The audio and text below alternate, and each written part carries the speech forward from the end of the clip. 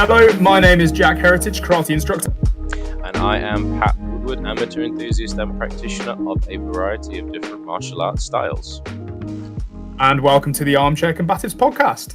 Always nice to see you, Jack. Always nice to have a conversation. Always a pleasure, Pat. Always a pleasure. So today I want to talk about engagement. How do you entice the general public into practicing something as esoteric as a martial art? Now, the reason I wanted to bring this up to you is because for me, from my personal experience, I'm a big martial arts dork. I'm going to freely admit it. I love watching martial arts movies. I love practicing any form of martial arts I can get my hands on. I've watched John Wick more times than I can count. It's one of, it's one of those things where for me, I've never had to be enticed to do martial arts. It's something I've always sought out on my own, but I'm aware that for 99.9% of the population, that's simply not the case. So I think, firstly, I'd like to start you off by asking, what drew you to martial arts? Was it something you sought out on your own? Was it something you sought out through a friend or family member?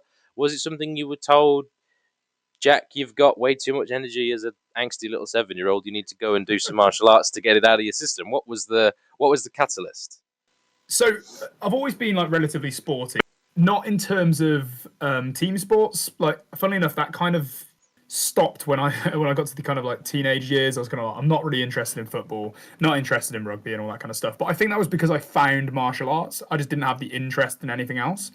But originally, so I when I was about 5, 6, I used to go to a football club. I was all right, I was never anything particularly special at it. But where we were, obviously quite out in the sticks here, quite rural, the club that I was going to had to shut down.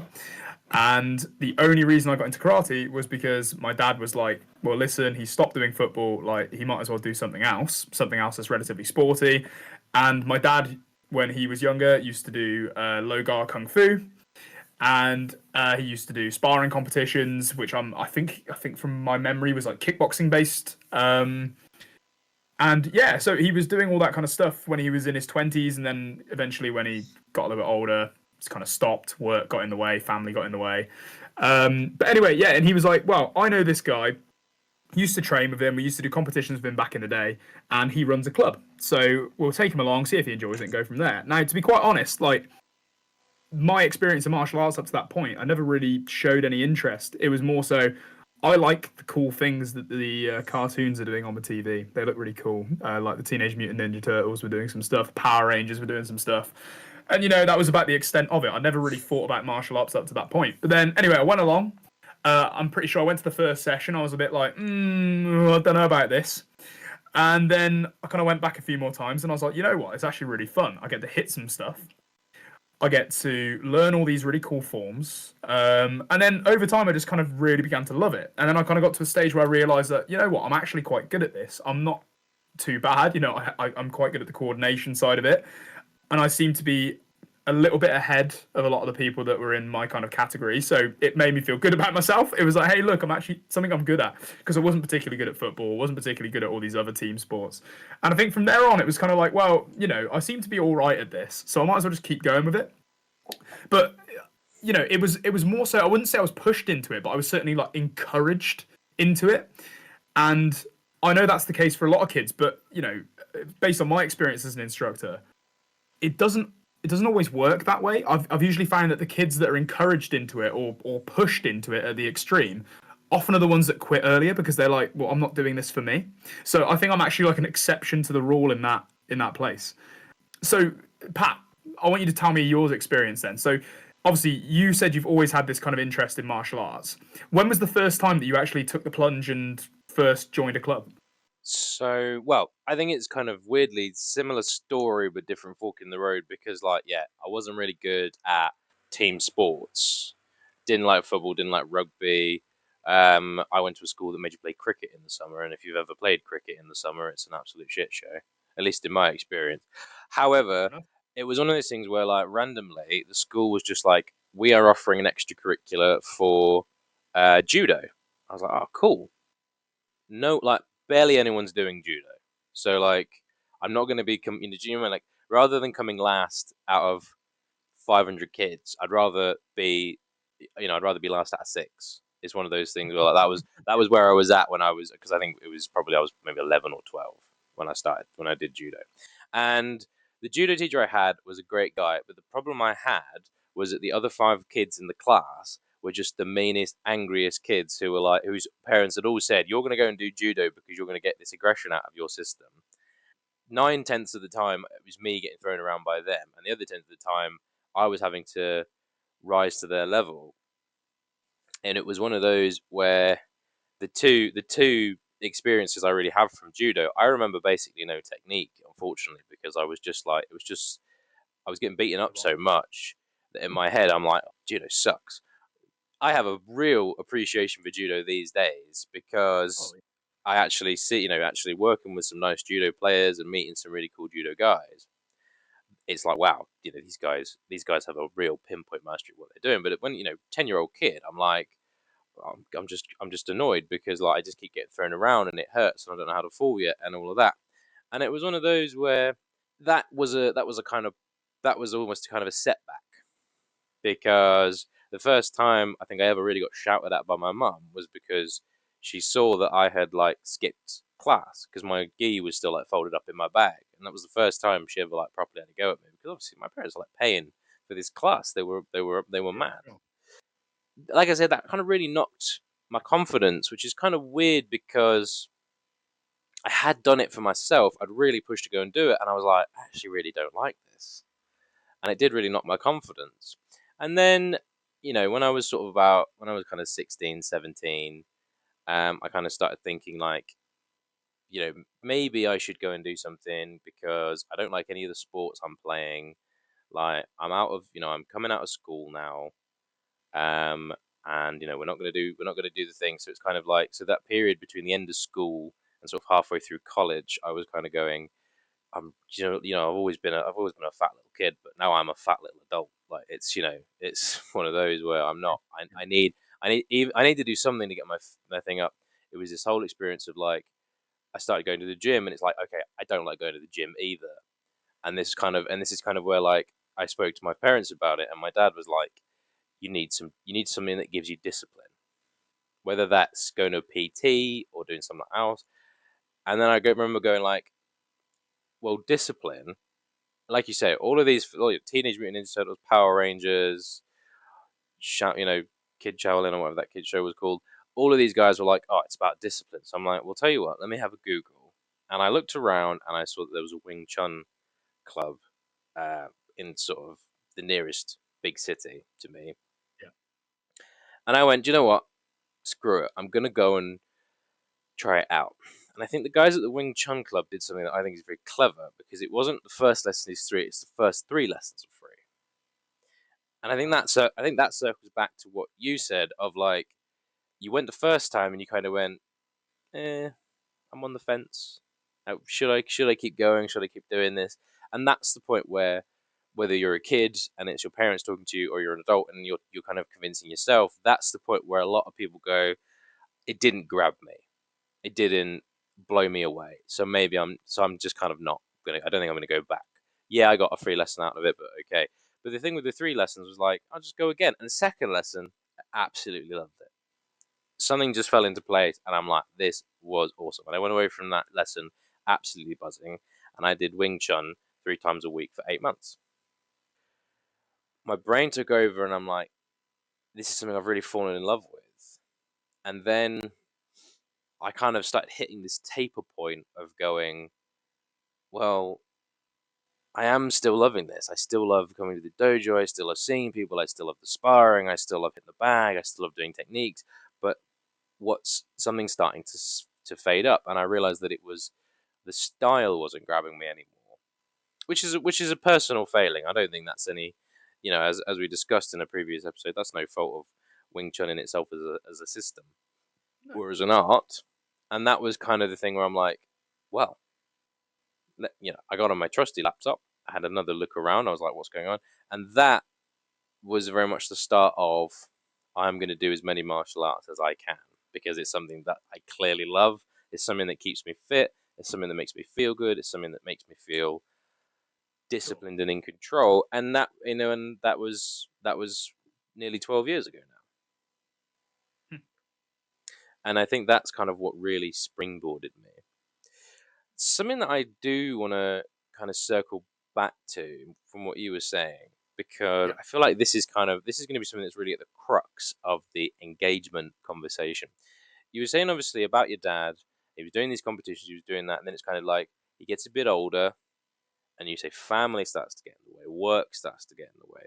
And this Yeah, is absolutely. kind of this is, as I said, this is very much at the heart of the conversation, because between work and family life and social life, how much time do you really have to kind of try something?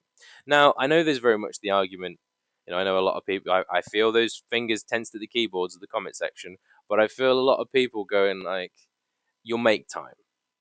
But you'll make time for something if you know you enjoy it. So I think the real thing is, I'm trying to figure this, trying to word this in a way that's not convoluted. How do you entice somebody into the club personally? Because I know obviously you've been running you've been running your own club in one form or another now for how long?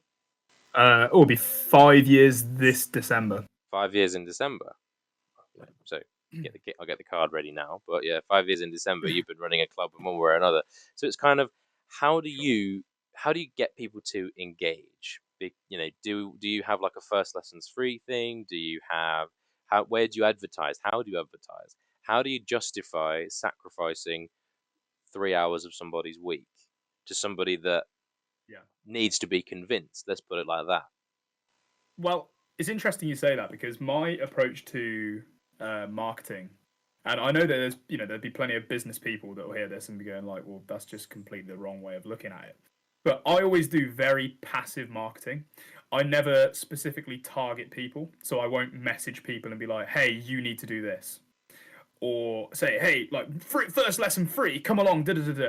I don't do things like that. All of my marketing is usually through leaflets that have been left around, as in the areas in which I teach. So one of the areas we've got over in Evesham, I just leave some leaflets in the downstairs lobby.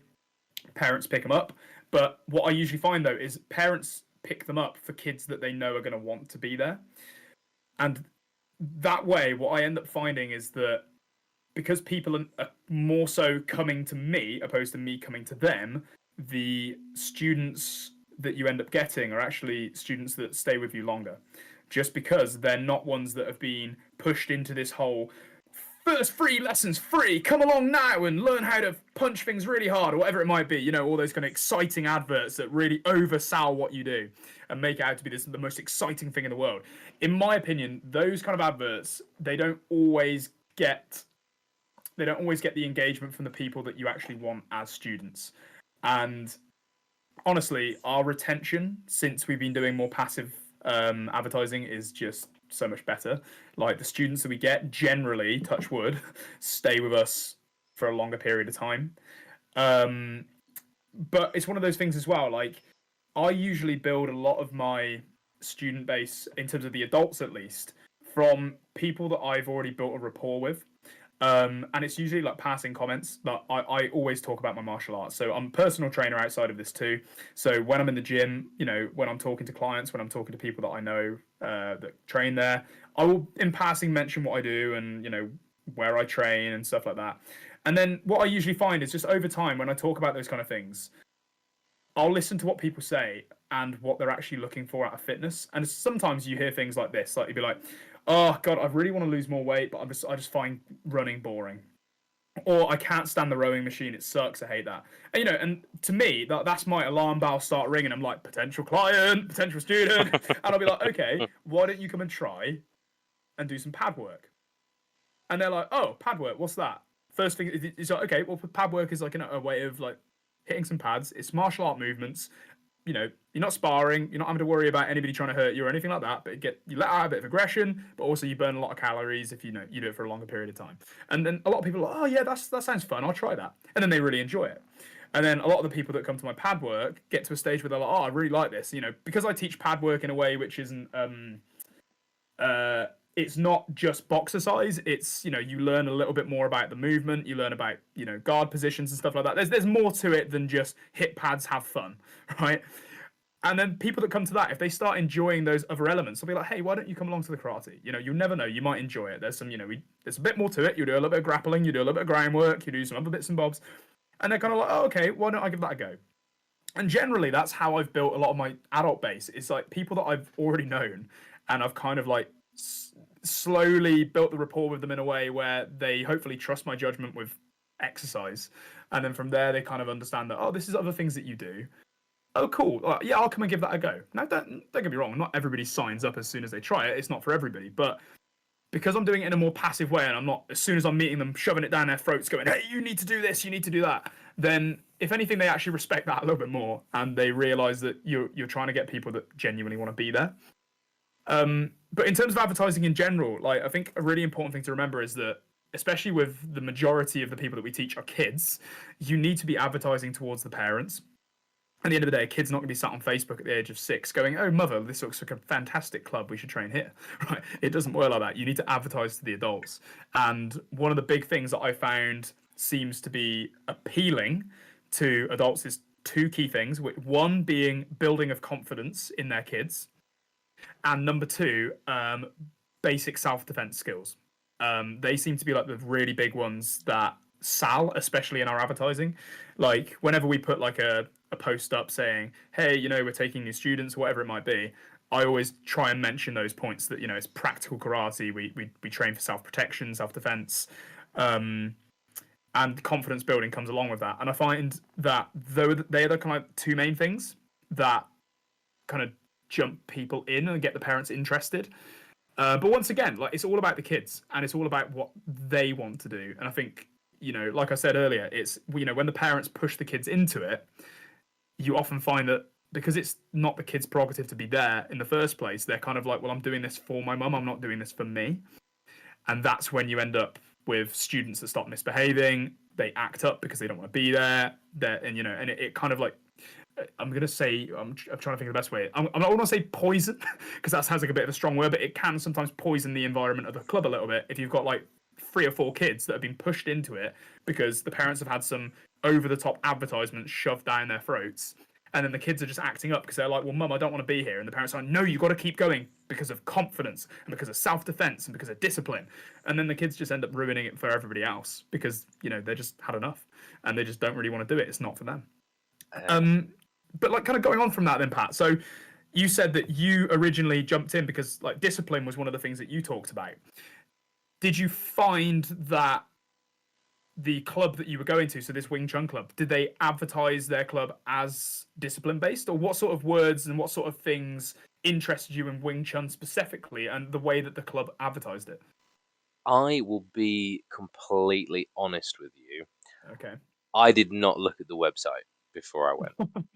This is again why I was kind of like, this is going to be a good conversation, but I fear it's going to be slightly one-sided because it was literally just a case of the Wing Chun was the closest, and do you know what I mean? It was kind of that Venn diagram between well rated and distance. Because it was one of those things where like there were 5-star clubs in like Birmingham and London, but it's like I'm not driving an hour and a half 2 ways for an hour session. Like that's that's not me. Even though this was a time before petrol was £1.50 a litre, but this was Separate back conversation. back in the good old days. No, God, I cannot believe I just said that. I apologise to everyone at home, but it was one of those things where I didn't look at the website, but I did look at the rating of the club. I wanted to see what the students had to say about the club, and from everything I saw, everyone was getting what they wanted out of the club. You ever go online and you see a product has got like 3 5-star reviews, and you're like, no, I don't think this is Not sure. that doesn't seem. But you go on something, it's got 10 4-star reviews and 3 5-star reviews and 1 2-star review, and like you look at it, and go, well, actually, people have used this product, people have tested this activity. This is what I saw from this Wing Chun club, because it was kind of, there were people who gone there and be like, yeah, it's not for me. And there are people who go on there and go like, no, it's great, really nice, it's clean, the instructor's friendly, the equipment's all up to date, The systems are taught really well. It's really nice. I've been working really hard. Prices are good, and it's kind of like, even if this just ends up being an exercise in me getting off my ass for a couple of times a week, it looks like something that's fun and inviting. And it Yeah. turned out to be more than that for me. And it's one of those things where, like, don't get me wrong, if I had 5 nights a week to myself, I'd probably still be going. But Yeah. a big part of, yeah, and then again, this is kind of the personal aspect. A big problem with my job is the time I get to go and do these things is much more limited than someone who works 9 to 5. It's kind of that thing of, it's one of those things where, like, I can very much relate on that level of, you only have a certain amount of time in the week. For me, the biggest thing is, do I want to take one of my very precious evenings off as a chef and go half an hour to somewhere for an hour lesson and half an hour back? And yes, that's only 2 hours on paper, but in practice, like, say I have to leave at 6, class starts at, I leave at 6 because class starts at 7 and I don't want to be late. I don't want to be traffic. Class finishes at 8. Again, I do this. Maybe I get home at 9. That's my whole evening. And have I just wasted my one chance to relax on something I might not enjoy? I know that's a very self-centered attitude, but that's something that I Yeah. feel like actually a lot of adults and a lot of kids, I would argue, are that's in their heads when they try something new. I think it's Yeah. very. I think when you what you said about the creating that kind of toxic atmosphere inadvertently by kind of forcing your kids into doing something, um, is quite ironic because it can go two ways. Like you say, the one hand is the kids go, actually, like, they don't learn the discipline or the confidence that you're wanting them to. That they learn that, like, without, the parents aren't doing this deliberately, but what I've seen is you actually give the kids a space where they know they can rebel and misbehave, and it's not somewhere that their parents necessarily have sway. And it's not, they're like, don't get me wrong, some kids definitely don't get away with it depending on where you are. But I understand that as somebody in that position, like, teaching, you can't be like, just because it's a martial arts club, second a kid starts misbehaving, you can't be like, right, everyone's doing roundhouse kicks on Timmy because he's acting like a little shit. That's not how it's, you can't, that's no way to deal with the problem. But Of course it's, not. No. but no, but it's also the other side of things is, or you get the much more damaging side of things, which is, you don't instill confidence in your child because you teach them that mummy's word is what goes, or daddy's word is what goes. And if anything, you actually rob them of the confidence you're trying to instill, because they're Yeah. going like, I have to do this thing that I'm told to do. Otherwise, otherwise I'm going to get shouted at or grounded or whatever these parents do with their kids. And it's kind of, there have been times where I've gone to clubs and I've seen the kids' classes, and you can spot the kids who have been told to be there straight away, and Absolutely. they are either the ones who are misbehaving, or they're the ones who are just like looking at the floor, trying not to be involved, putting in as much effort as is necessary and no more, because it's that thing of like, I just have to get through this hour, and then they'll get off my back, kind of thing. Then they'll Yeah. get off my case, and it's sad to see. I think the biggest thing is like, the when you say about advertising to the adults, I do think that's a very clever tactic, because you have to sell it to the parents, but you have to sell it to them in the right way, Absolutely. because it's like, you're not selling boot camp, but at the same No. time, No. you're not selling a kumbaya circle. At the same time, this is somewhere where, like, there's energy, there's exercise, there Yeah. needs to be discipline. It's not somewhere for your kids to throw each other at the floor. This is somewhere that they come to understand their own level of fitness, their own level of discipline, understanding boundaries. If they learn, the learning of the techniques, I would argue, in the interim for kids is kind of almost secondary. Yeah. Obviously, you want them to learn, you want them to grow, you want them to progress. The belt system that we talked about in a previous session is definitely something that kids really respond to, because it's like, bang, I've hit this target, bang, I've hit this target, bang, I've hit this target. And you build them up with these short term wins. and that works for anybody, not just kids, but it works for kids Yeah, just especially, exactly. Yeah. if you know what I mean. I think the question that I'm looking at next, kind of what I'm thinking about, is Yeah. cost, right? So your club prices, if you don't mind me saying, no. So obviously, so £700 per 700. session. Well, it depends on the student, I suppose. Yeah, If yeah, you're gonna, sure. hey, Yeah. if there's anybody out there I'll who's let willing Rachel to speak for pay, private. if there's anybody out there willing to pay Jack and me £700 per class, then our number will be at the end of this episode. Yeah, Please, we'll let you know about please let us know immediately. We will cater to you as much as possible. 100%. But no, so it's £35 for once a week, £45 a month for I should say these are a month, not a week. So Yeah, £45 for as many training sessions as you can yeah. fit in. Obviously, we only Now, offer free at the moment. So majority of the people that work on the unlimited plan are usually kids that are doing maximum 2 hours a week, just based on the amount of locations we've got. Obviously, the adults we only offer 2 adult sessions, so yeah, the £45 kind of covers them for that. And I think that's relatively reasonable. But there you go. There's other clubs that I've seen that are cheaper. There's other clubs that I've seen that are a lot more expensive than that, and people are still willing to pay. So sorry, Pat. Go back to your question. You were going to ask about no, cost. no, that is completely true. Like it's very much not a fixed thing, and I feel like there are definitely clubs where you don't pay for what you get, unfortunately, and there are clubs who are really underselling themselves, and it's really a case of cost doesn't necessarily indicate what you're going to get. But the question I would suppose at large is, you take, say you've got, you want to come along to the club, you can do 2 sessions a week, you've got a kid who can come along to all 3 sessions a week, straight away that's 90 quid. And it's one of those things where, how do you, in a time where things are, let's face it, things are a little bit tight, things are a little bit uncertain, the job market is fluctuating. Like, I made a joke about it, but it's kind of, petrol's never been higher, food costs are going up, that kind of thing. It's a tight squeeze for people at the minute.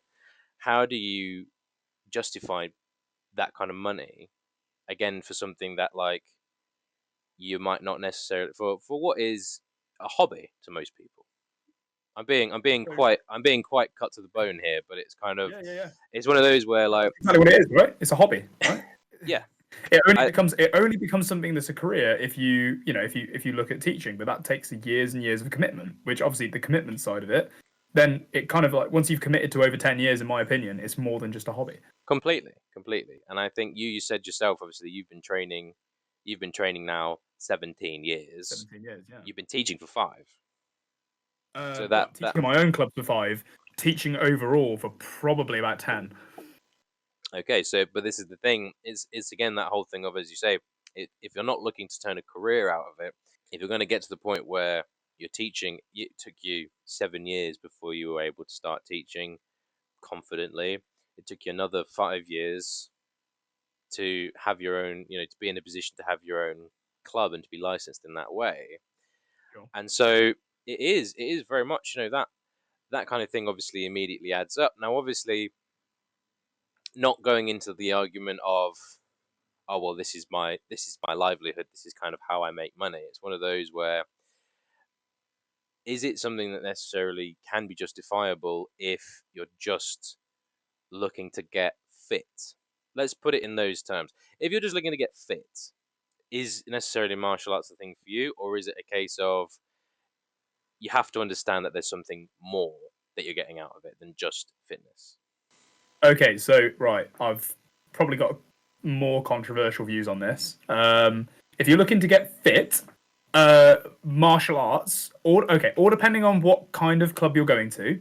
If you're going to like a kickboxing club or a boxing club that is not as focused on breeding fighters and is more just focused on, we're all going to do some kicking drills, we're all going to hit the pads, we're all going to do it for circuit, we're all going to get a sweat on, go home. Great, that's a good way of doing it.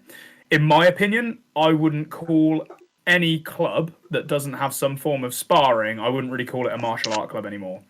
I would say you're doing the movements for the sake of fitness. At the end of the day, like you're missing out the martial part. Okay, you're just kind of looking at the art side of things.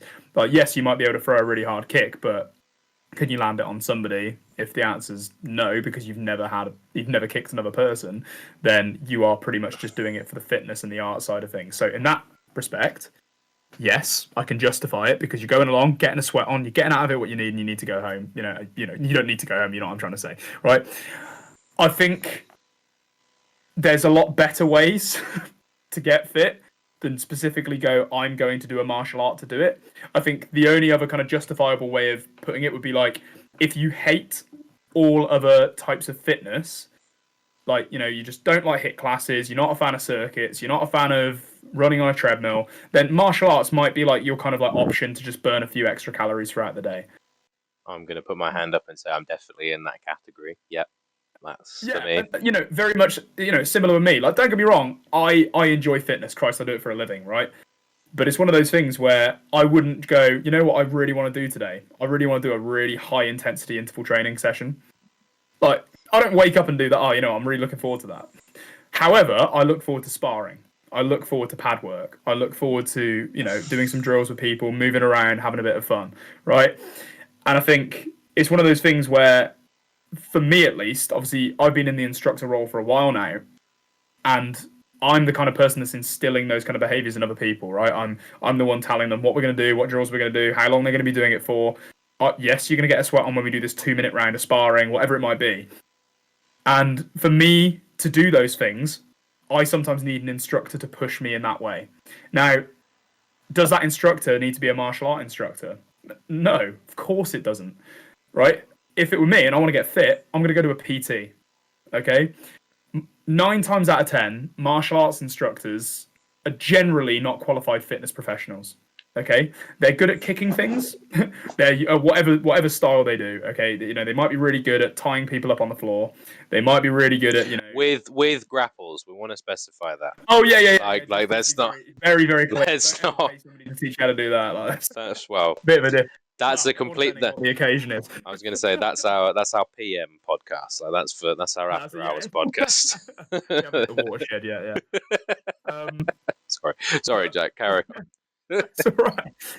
Where was I? Oh, getting all sweaty now. Right. No, but like I was saying, the martial art instructors generally aren't like fitness instructors. They don't have that qualification. So I wouldn't necessarily jump to work with like a kickboxing coach or a boxing coach to lose weight. I don't think they are necessarily the best person to go to. Like, you're probably better off going to somebody like a PT or a nutritionist, because they're going to be the people that give you the science backing, other than see that heavy bag, hit it until you sweat. Okay. I know, 100%. Like this is the thing. If I wanted to approach you in a 100% fitness based aspect, I wouldn't come to you in club hours. I would get on the horn and be like, right, Jack, when am I able to get in for a personal training session at the gym? Yeah.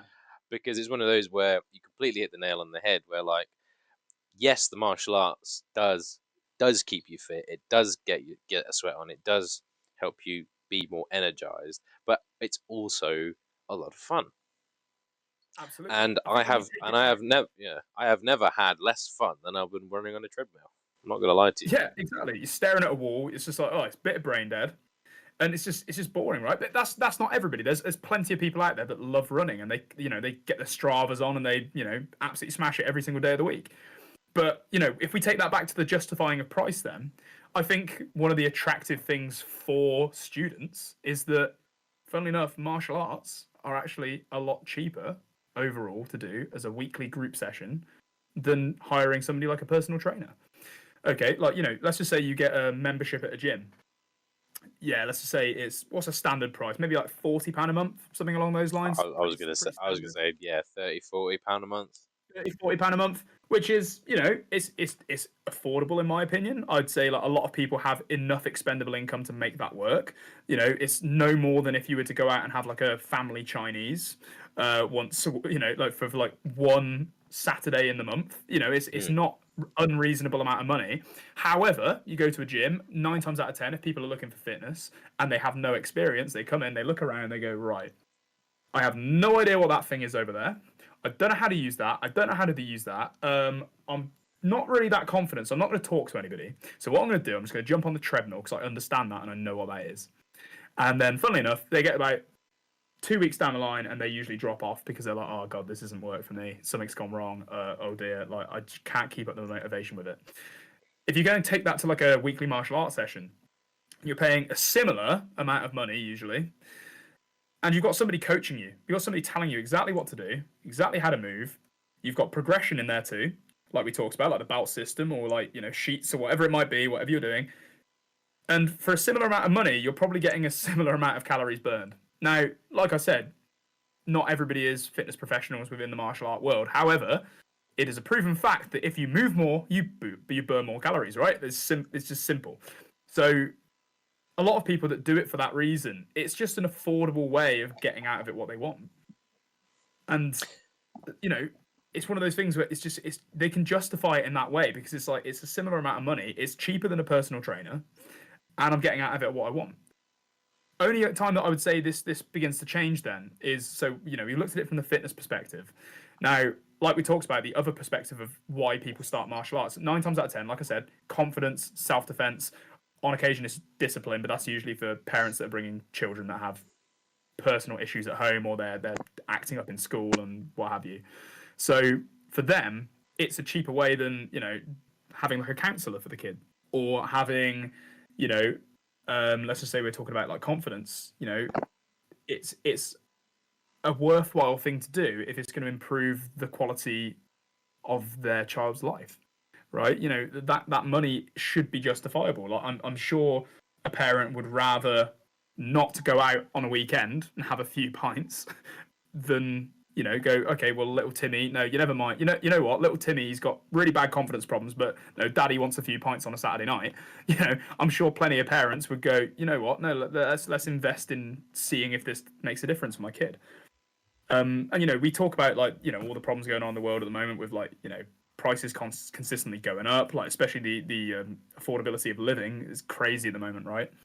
With that little bit of expendable income, I'm sure a lot of people like to put it into themselves.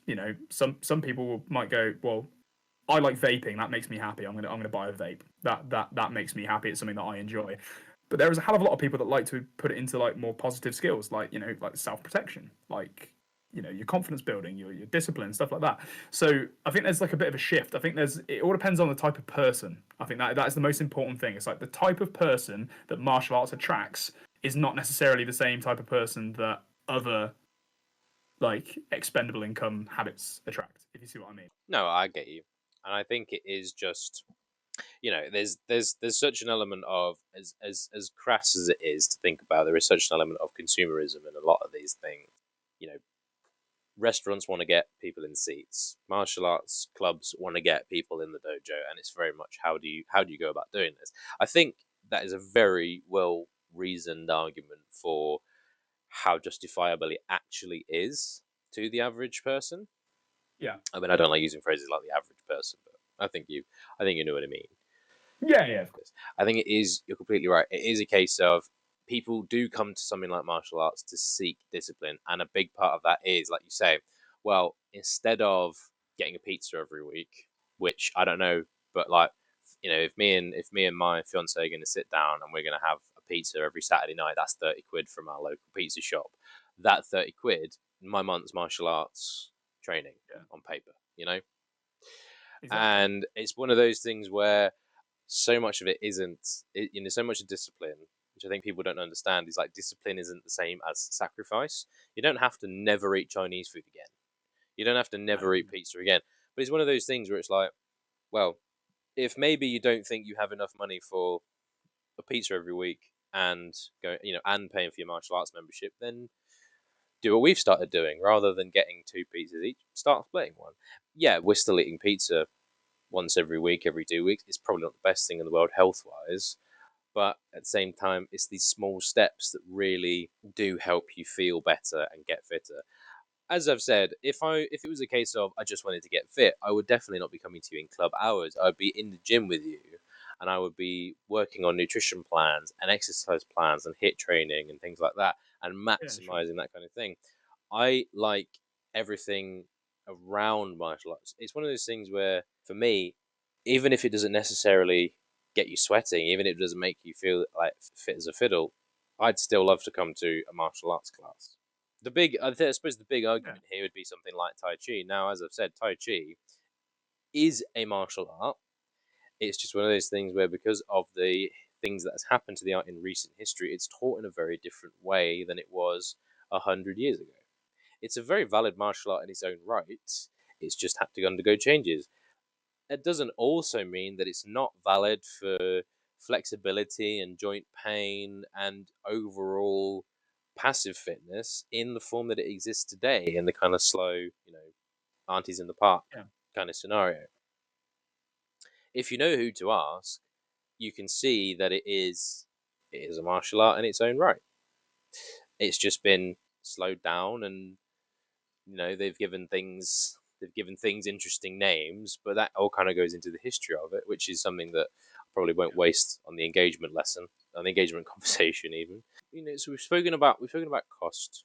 We've spoken about kind of the general reason you would kind of Yeah. seek something like a martial arts club out.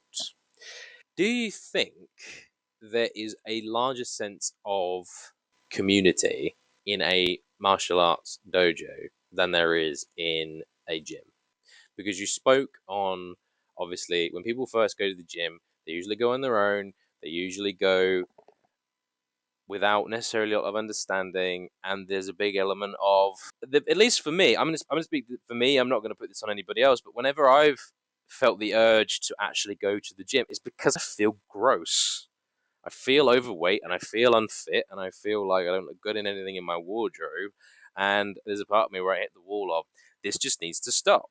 I have never felt that way I've never felt that way in a martial arts gym, whether that be because, and this is the thing, like, why would you necessarily think that is? Because for me, it's very much a case of, there's an element of, like, we're all here to learn, which I think is a very different mindset than we're all here to get better.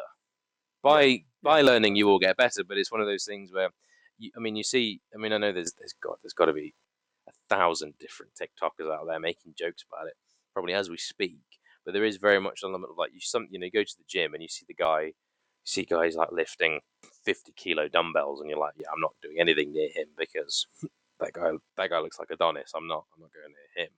I mean, I say there was one very memorable instance where the last time I went to the gym, I was like, right, you don't like it, but just do it. Like, I did my rowing, I did my exercises, I lifted some weights, and I'm like, right, just finish off on the treadmill and just run for as long as you can. And I got on there, and about 4 or 5 minutes after I started, this guy gets on the treadmill next to me in a row of 6 empty treadmills, Hmm.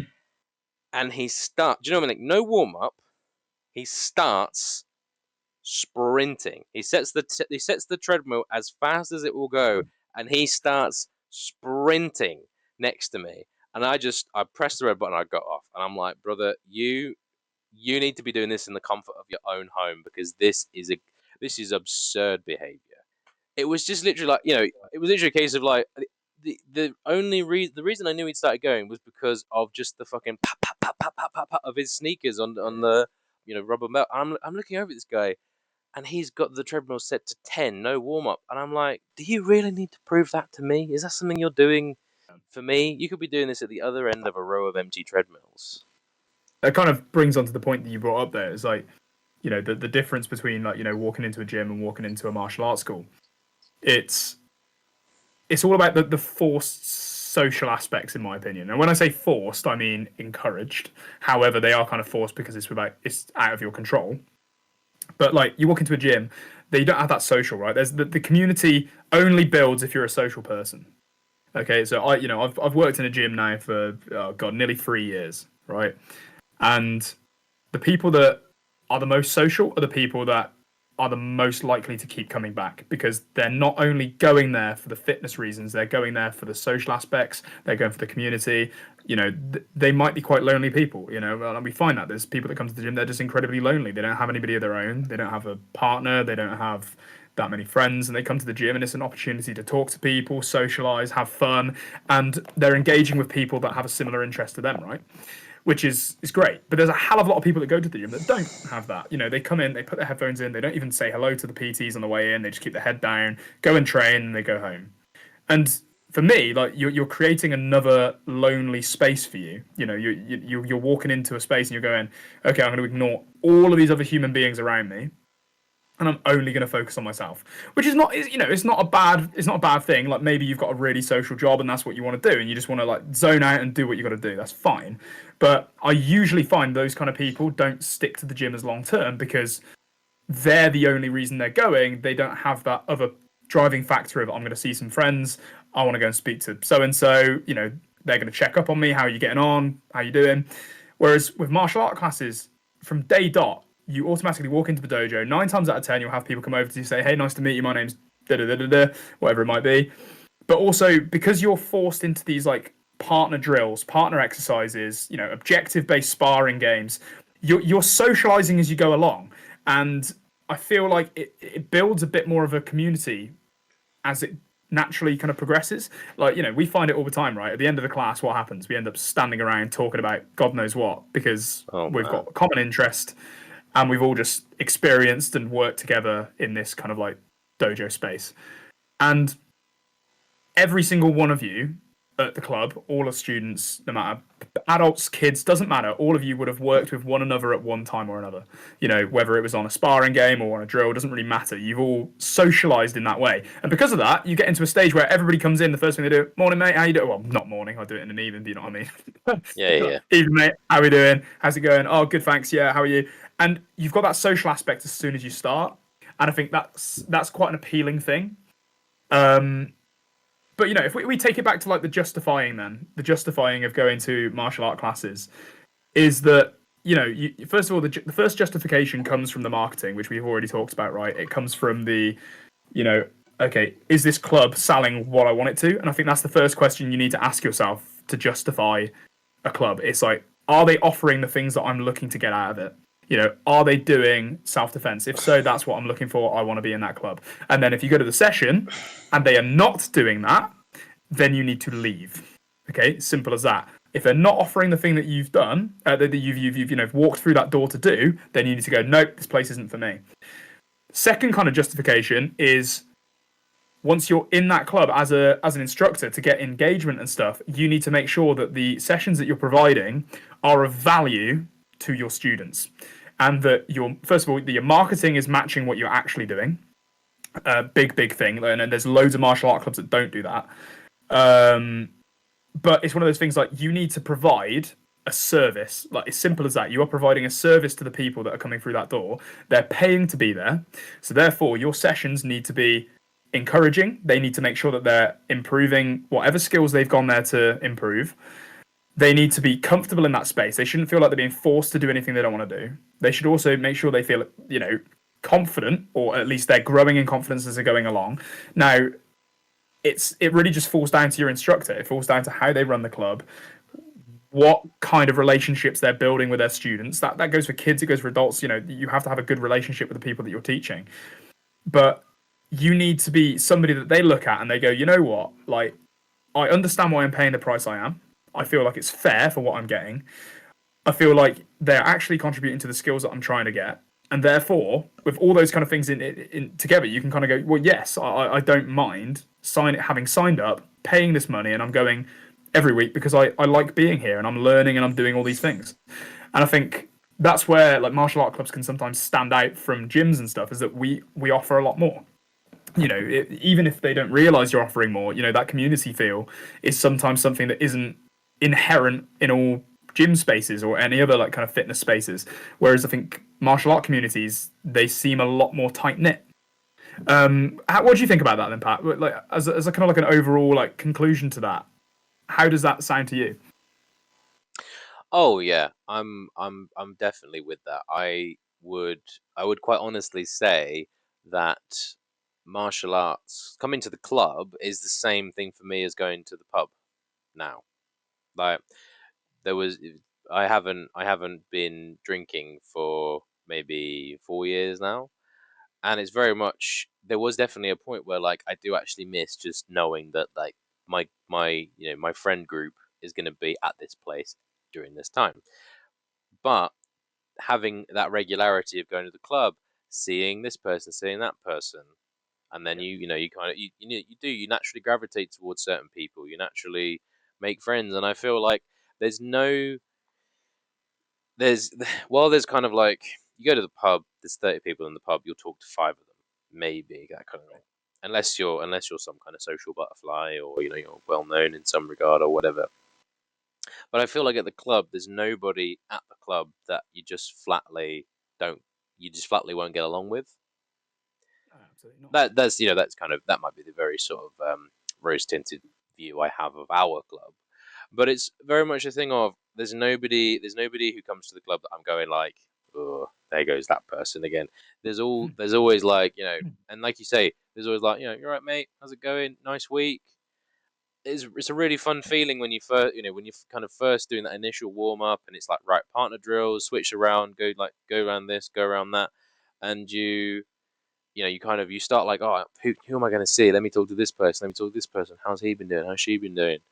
And like, you kind of get into it. And like, even if you have people there who like aren't the biggest talkers, they're not particularly extroverted. People who you might have there are definitely people that I know through martial arts, like they come there and you say 5 words to them, but they're still there. They're still nice to get along with, and you kind of see them come out of their shell in one aspect of the club or another, whether it be a case of they end up being this kind of amazing sparrer, or they love the bunkai, or they all of a sudden, like, as soon as they're doing a kata, they're suddenly like these whip sharp crystal clear movements, and it's like, wow, this person clearly really Yeah. loves this, at least this aspect. They clearly really love doing this, and it's kind of Yeah.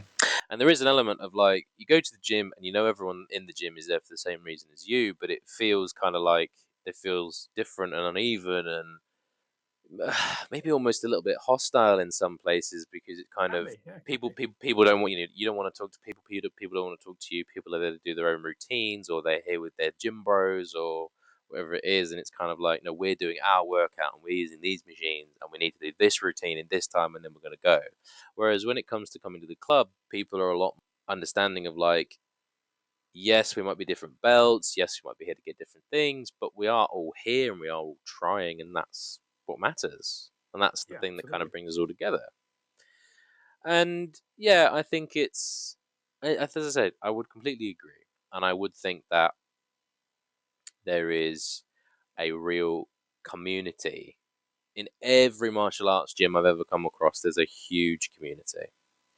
And I think so much of what it means to practice a martial art in this day and age, 99.9% of the population don't need to worry about what the inventors of these martial arts were doing. They don't need to worry about invading armies, or bandit attacks, or vagrants on the road, or that kind of thing. I'm not saying that self defense skills aren't still applicable, and unfortunately, certain people do still live in places and areas where you might need a certain level of awareness. You might need a certain level of self protection, and Of course. for those people, we're here as much as we can be. But like I said, 99% of the population, it's not in the forefront of people's minds, and that's a No, very absolutely good not. thing. I don't don't get me wrong. Yeah. That is a positive. That is a positive. I'm not. I know a lot of people through like a lot of people through HEMA is like, God, I wish I could have lived in the Middle Ages, and it's like, no, you don't, brother. They didn't have toilet paper. Like, you don't want that.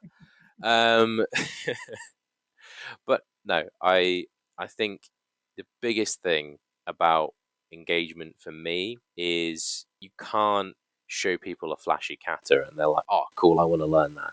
You can't say like, oh yeah, if you go around saying like, do you want to know the best way to break somebody's kneecaps, then you're going to attract the wrong kind of person almost immediately. Something that I have really come to understand is you have to get people to feel it. You have to get people to understand the energy of that particular space, to feel the kinship you get by being part of a gym, because it is Yeah. a very unique experience. And I think that if I had to put engagement down to anything, it's about the community. For me, the truest sign of a martial arts dojo as opposed to a fitness center or a gym is there's a very immediate understanding of community, and that is a really great feeling. Yeah, no, I totally agree. I honestly, that is exactly what I would say. I think community is the number one thing. It's about how your instructors like treat you. It's about how the people in your club treat you. And like you'll notice this, but the clubs that you have been to, which they are rare, but ones that are like you walk into and you're like, oh my god, this is the most toxic environment ever.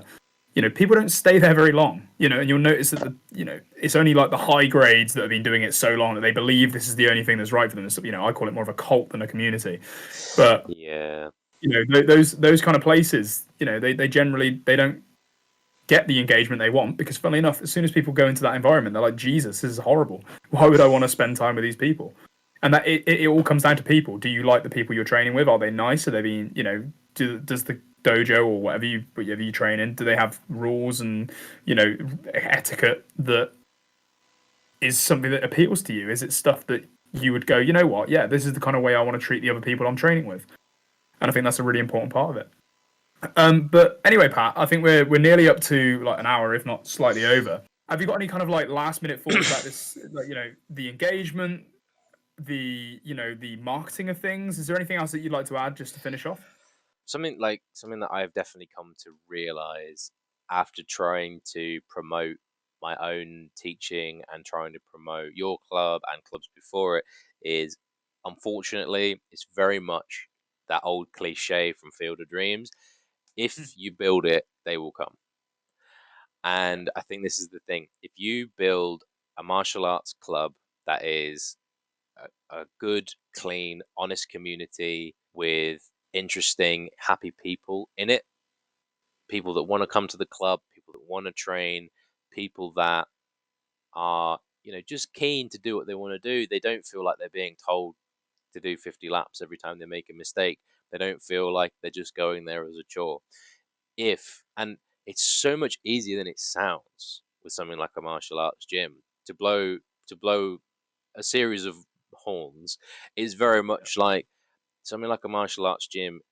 It's easy to attract the right kind of people, easier than you might think, but you can't force people into it. You can't tell people you've got to come along. You can't make your kids do it. You can't give out 20 flyers and expect to get 20 new students. No, If you you can't. give out, if you, I mean, I must have given out, I think you gave me probably a couple of years ago, you gave me a stack of about 50 flyers and I left them in shop windows and restaurants and I gave them out to people Yeah. I knew, and I didn't see a single new club member Nope. from my Absolutely not. efforts. And that is something you just have to accept. The right people will turn up at the right time. But Exactly. that is so much a sense of the foundation of the idea of community that you find in these dojos. They'll find you when they need you. They'll find you when they need you. And it's one of those where don't get me wrong, that's not a very optimistic outlook for somebody who's looking to build a thriving business on a martial arts No, no, dojo. no, it's not. It's not. Every time I teach, every time I go to a lesson, every time I try a new club, there's always that kind of energy of this is a really nice place to be. This is a really nice energy that all of us are investing in making solid and just Absolutely. and heartwarming and fulfilling.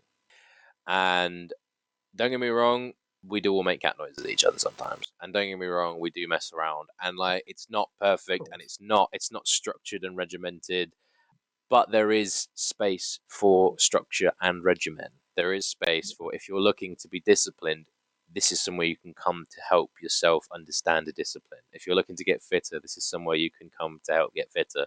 But to anybody who's listening and is thinking about starting a martial art, thinking about changing to a new style of martial arts, thinking about picking it back up for the first time in a decade, because those people are out there too. Yeah. The thing that I know, if I had to stop doing martial arts tomorrow, the thing I would miss more than anything is that sense of community. Couldn't agree more. Honestly, I couldn't agree more. So, I think that's a really good conclusion for the session I today. think Then that so is I think that's just about our hour. Yeah. we've covered. I think we've covered the most important parts of this topic. The starting from the marketing, then looking at the justification of being there once you're there, and then also like the more important parts like the community that it builds and the people and the friends that you meet. So before we go 100%. then, Patrick, if people want to talk to you and they want to ask you questions, where can they find you? They can find me on Instagram at Good Medicine Martial Artist. And Jack, if people want to talk to you about joining your community and expanding themselves just a little bit, where can they find you and the club? So you can find me on Instagram at Cotswold Karate School, and you can find me on our website, which is www.cotswoldkarateschool.com, and we'd be welcome to take submissions and answer questions. If anybody has any questions from anything we talked about in this episode or any previous episodes, we'd be more than happy to answer them. And other than that, thanks so We, much for listening, yeah. guys. No, Jack makes a very valid point. We will be doing a segment answering any and all burning questions that people may have within reason. We are trying to stay as Yeah. PG as we possibly can. Bear that in mind. But yes, if you have any burning questions, if there's anything you feel like we aren't talking about or we should be talking about, or you want us to talk about, then please feel free to get in touch with us on any of the previously mentioned forums. Thank you so much for listening, Jack. Thank you so much again for the conversation, and I'll see you all next time.